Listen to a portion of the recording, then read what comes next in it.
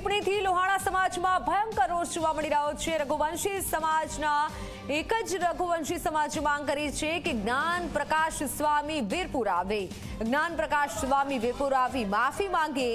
2 દિવસની અંદર જ્ઞાન પ્રકાશ સ્વામી જે વીરપુર આવી અને માફી માંગે તેવી માંગ કરવામાં આવી છે। 2 દિવસની અંદર માફી માંગે તેવા અલ્ટિમેટમ પણ અપાયું છે। માફી જો નહીં માંગે તો રઘુવંશી સમાજ ફરી બેઠક કરશે। જલારામ બાપા વિશે જ્ઞાન પ્રકાશ સ્વામીની ટિપ્પણીથી રોષ જોવા મળ્યો છે। વીરપુરના લોકો રઘુવંશી સમાજ અને ભક્તોમાં આક્રોશ છવાયો છે। ટિપ્પણી મુદ્દે યાત્રાધામ વીરપુરમાં બેઠકનું આયોજન। જ્ઞાન પ્રકાશ સ્વામીએ કરેલી ટિપ્પણી મુદ્દે બેઠકમાં ચર્ચા થશે। મહત્વનું છે કે સુરતના અમરોલીના જ્ઞાન પ્રકાશ સ્વામીએ વીરપુરના જલારામ બાપા વિશે વિવાદિત નિવેદન આપ્યું છે। જ્ઞાન પ્રકાશ સ્વામીએ પોતાના અધૂરા જ્ઞાનના દર્શન કરાવતા કહ્યું કે વીરપુરમાં ચાલતું સદાવ્રત અન્ન ક્ષેત્ર ગુણાતીત સ્વામીના આશીર્વાદથી ચાલી રહ્યું છે। જલારામ બાપાએ ગુણાતીત સ્વામી પાસે સદાવ્રત ચાલે તે માટે આશીર્વાદ માંગ્યા હતા, ત્યારે સ્વામી આશીર્વાદ આપ્યા હોવાથી આજે સદાવ્રત અન્ન ક્ષેત્ર ચાલી રહ્યું છે।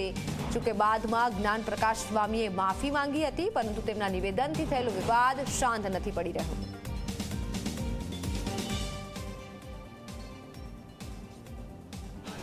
વીરપુર વેપારી એસોસિએશનના પ્રમુખ ભરતભાઈ ગઢિયા આપણી સાથે તેમની સાથે વાત કરીશું। ભરતભાઈ, આજે જે રીતના હડતાલ પાડવામાં આવી, દુકાનો બંધ રાખવામાં આવી, શું નિર્ણય કરવામાં આવ્યો છે? આવતીકાલથી દુકાનો બંધ રાખવામાં આવશે કે ચાલુ કરવામાં આવશે? કઈ રીતના આ નિર્ણય કરવામાં આવ્યો છે? સ્વામી જ્ઞાન પ્રકાશજીના અમરોલી સત્સંગ દરમિયાન થયેલા નિવેદનના વિરોધ બાબતે રોષ ભભૂકી ઉઠેલો અને એ રોષ સપાટી ઉપર ગઈકાલે જ આવી ગયેલો, એટલે આજે વીરપુરના વેપારીઓએ ધંધા રોજગાર બંધ રાખ્યા। પરંતુ સ્વામીજીએ મીડિયા સમક્ષ પણ માફી માંગી છે અને વીરપુર આવી અને માફી માંગવા પણ તત્પર હોવાનું જાણવા અમને મળ્યું છે। એટલે વીરપુર જલારામ બાપાના ગાદીપતિ રઘુરામ બાપાના નાના ભાઈ ભરતભાઈ ચાંદ્રાણીના કહેવા મુજબ આવતીકાલ સવારથી ધંધા રોજગાર વેપારીઓ રાબેતા મુજબ ચાલુ કરી દેશે અને આ બાબતનો હવે ધીમે ધીમે અંત આવી જશે એવું લાગે છે। સ્વામિનારાયણ સંપ્રદાય દ્વારા જે પુસ્તકોની અંદર ઉલ્લેખ કરવામાં આવ્યા છે, એ પુસ્તક અને ઓરિજિનલ પુસ્તક, આ બંને વચ્ચે શું તફાવત સામે આવ્યો છે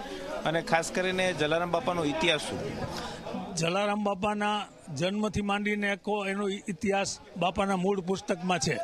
હવે આ લોકોએ જે રજૂઆત કરી છે એમાં એવું કહેવા માંગે છે કે ગુણાતીતાનંદ સ્વામી કરીને કોઈ વીરપુર આવેલા, ત્યાં દાલ બાટી ખાધેલી અને બાપાને આજ્ઞા કરેલી ને પ્રેરણા આપેલી કે અહીં સદાવ્રત શરૂ કરવામાં। હકીકત પુસ્તકમાં એવી રીતે જલારામ બાપા કે એમના ગુરુ અમરેલી પાસે ફતેપુર નામના ગામમાં એની જગ્યા આવેલી છે, તે ભોજલરામ બાપાએ જલારામ બાપાને આજ્ઞા કરેલી અને પ્રેરણા આપેલી કે અહીં સદાવ્રત શરૂ કરવામાં આવે। 205 વર્ષ પહેલાં આ સદાવ્રત શરૂ કરવામાં આવ્યું। આજે અવિરતપણે એ સદાવ્રત હજુ ચાલુ છે।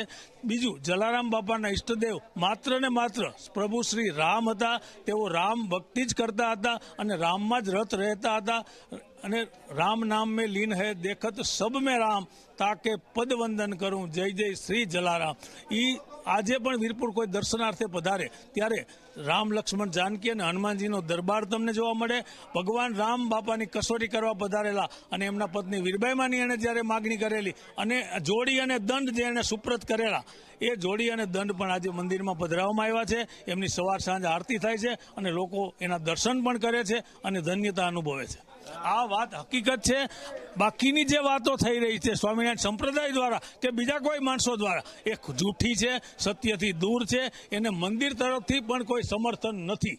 ખાસ કરીને જ્ઞાન પ્રકાશ સ્વામી દ્વારા જે રીતના નિવેદનો આપવામાં આવ્યા, ખાસ કરીને આ ઇતિહાસ ક્યાંક ભૂસવાનો પ્રયાસ થતો એવું લાગી રહ્યું છે, શું હકીકત શું છે અને આપ કઈ રીતના જુઓ છો? હવે એની વાત, સ્વામી જ્ઞાન પ્રકાશની વાત મુજબ એને કોઈ અમર ગુરુઓની અમર ગાથા એવા કોઈ પુસ્તકમાંથી આ રેફરન્સ લીધેલો છે, પણ આ રેફરન્સને સાથે વીરપુર મંદિરના એના વંશજો છે એને કશીએ લેવા દેવા નથી।